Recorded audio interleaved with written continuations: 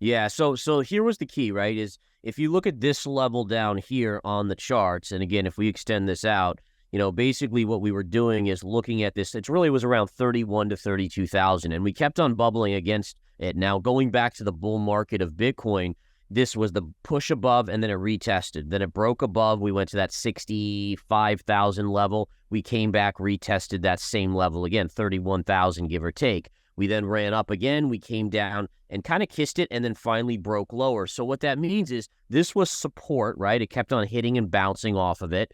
Once we broke below it, it became resistance, right? So ultimately, once we came back up, resistance pulls back, resistance and hammers a bunch of times, pulls back, and then the breakout occurred. And what I did was, once this breakout occurred, you have to think that there's further upside on Bitcoin. And Bitcoin went to my next level here around 38,000. It's established itself. Just zooming out, you can see, and again, I'm going to erase this one line. So basically this little underbelly area here to here, that's where we've stalled out in the current price action. And look at what's created here. And I love charts. You guys know those of you that follow me and follow David, I'm all about the charts, all about the data. The data speaks to me. It's not my personal opinion. It is what it is.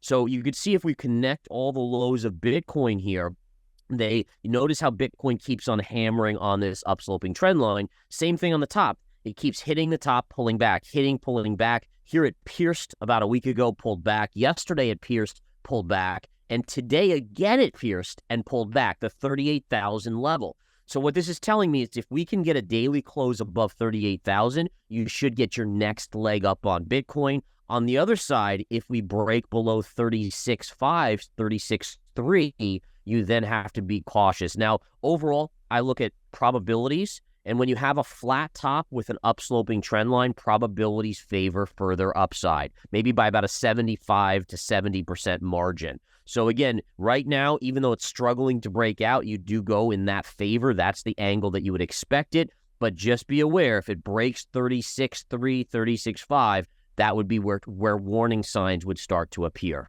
There was so much hype over this spot ETF, right? We heard about the filings. I mean, there were just so many filings from different big institutions about Bitcoin ETFs that essentially it just created this grind higher. Shorts were too scared to short. Longs just kind of continued to accumulate. The idea is, again, some of these bigger BlackRock players are probably already accumulating. So all of that combined, I think, kind of makes sense why it's continued to grind higher. My big fear is this, and I'll give you the one case where I think this is the likely outcome. I think we're going to get the approval of the spot ETF. You're going to see this monstrous one-day big pop candle, and then I think that puts in a short-term top, and I think we actually sell off to the low 30s again following that announcement. So again, there's been so much buying going into it. It's almost like buy the rumor, and then the likely scenario, and we see this in stocks, is sell the news, and I think that's very possible on Bitcoin. So one of the things to kind of keep in mind is that I'm very much level driven, right? And so once we broke above 30, 31, 32, now on a retrace, I actually look to buy it at that level. So this was resistance here. If we pull back into it, it becomes support. And so again, as a technician, it's all about the charts. The charts tell me what to do. I don't tell the charts what to do. Now, I will say this, we've talked about my downside targets of maybe back to 15,700, maybe 12, maybe 10. There is one scenario that can still happen, and that's if we get a major equity sell-off. So if the NASDAQ, for instance, dumps 50%, let's say we go into a much worse recession, inflation is still high, the Fed can't lower rates as much as the markets need them to, and equities really collapse, then I do think the risk-off trade does ultimately kill Bitcoin down to that lower 15, 12, 10 level. And that's the one scenario it could happen. Otherwise, honestly, I think the 15,700 level, if that doesn't happen, holds and is the low. Yeah, so my positioning is mostly neutral. I have a very tiny, like pinky finger in the short side of Bitcoin up here, just in case it fails. If it pops up, I will go heavily short around that 48 to 50 level. But remember, folks, I'm a swing trader, so I'm in and out in a few days to a week or so. Where I am now on shorting it there, in a year from now, I probably will be long because I am a longer-term bull on Bitcoin. It's just I'm going to play the interim levels in between. But right now, you look for that one final breakout here above 38, maybe a pop as high as 45 to 48, and then again, once that news out and you get that pop, I think honestly you either trim back positions or you look to the short side. Crypto legends, welcome back to Crypto Street, where we get ready for a roller coaster of Bitcoin updates. I'm your guide to the crypto cosmos, and today we're decoding BTC's journey towards the coveted $40,000 mark. Buckle up and let's dive in.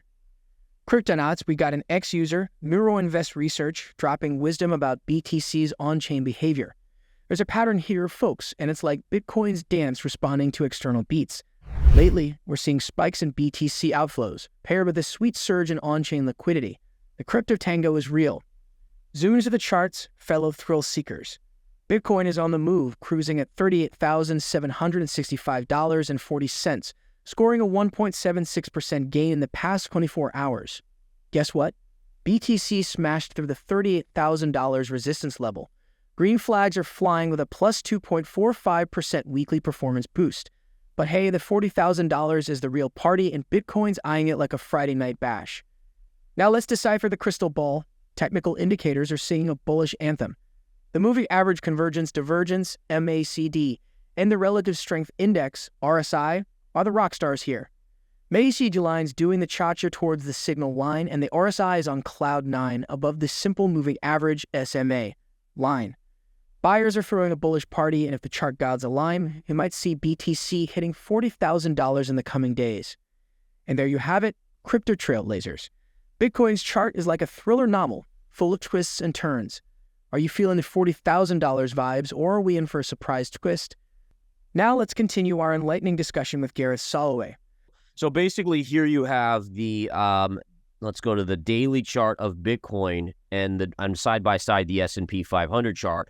And what you did see, in all fairness, is while the S&P was selling off here, Bitcoin was bottoming and rallying back to the upside. Now, interestingly enough, notice the latest move in Bitcoin is coordinated with the risk-on move in the S&P 500. So I do also think that some of the upside, I mean, we've seen altcoins rally tremendously in the last month. I do think that's partially to blame for risk-on. Everyone is risk-on. It seems like the Fed is engineering this magical, perfect landing. Inflation's coming in. They could start cutting rates next year. I know we'll probably talk about that in a minute, but ultimately, that latest move is correlated. This last move was not. And I think part of that, again, is when you get news specific on an asset that, again, you know, the market cap of Bitcoin is not even as big as Amazon, right? So you have to say that news can directly influence it, and it can make it diverge from the S&P 500 for periods of time before it reverts back to that kind of risk asset. The algos will buy the headline news just like they do with stocks, and there's going to be a certain amount of retail crowd that get the news and they're like, holy cow,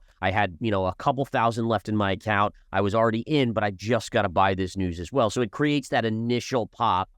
Just like in all fairness, like remember NVIDIA reported earnings a couple quarters ago, it pushed up to $520 and then it came back in the day after that happened. And so I kind of expect the same sort of thing to occur with Bitcoin.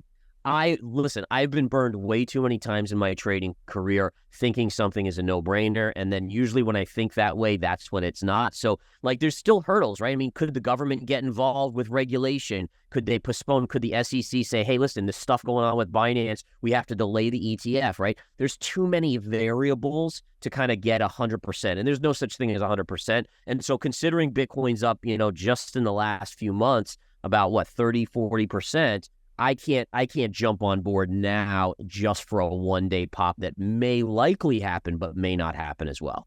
Well, I think there's a couple ways. So number one, if those of you out there watching already have positions in Bitcoin from lower levels, then I think you just leave it be, right? You're kind of protected. You're in the money at this point. Let's say you bought in at 30 or 31 or 25. You just kind of do its thing. I wouldn't suggest chasing at these levels for a one-day pop that likely will happen, but may not happen, right? You don't want to change your overall average to be worse. Now, what I'm going to actually do is likely if we get that big, what they call a God candle, I'll actually look to probably short into it. So if we get up to 45 or 48, there's a big level at 48, like a max move level at 48. I'll probably actually take a little bit of a short on that side and look for that pullback and then cover on a pullback on that move. A recent study led by investigators from Cornell University has outlined how Bitcoin can help finance renewable energy installations by using surplus power, even while these facilities are not yet integrated into the U.S. power grid. Texas is said to be one of the states with the most potential. Standard Chartered Bank has doubled down on its Bitcoin price forecast, of $100,000 next year with increased optimism on the timing. We now expect more price upside to materialize before the halving than we previously did, specifically via the earlier than expected introduction of U.S. spot Bitcoin ETFs, the bank's analyst described. Rich Dad Poor Dad author Robert Kiyosaki has recommended buying Bitcoin exchange-traded funds ETFs, warning that the global economy is slowing to a possible depression and the U.S. Treasury and Federal Reserve will print trillions in fake dollars. He urged investors, don't be caught sleeping like most Americans. Take action now. That wraps up today's crypto news highlights. Stay tuned for more updates, insights, and analysis from the world of cryptocurrencies. Please share your thoughts in the comments below. Don't forget to like this video and subscribe to our channel for more engaging content.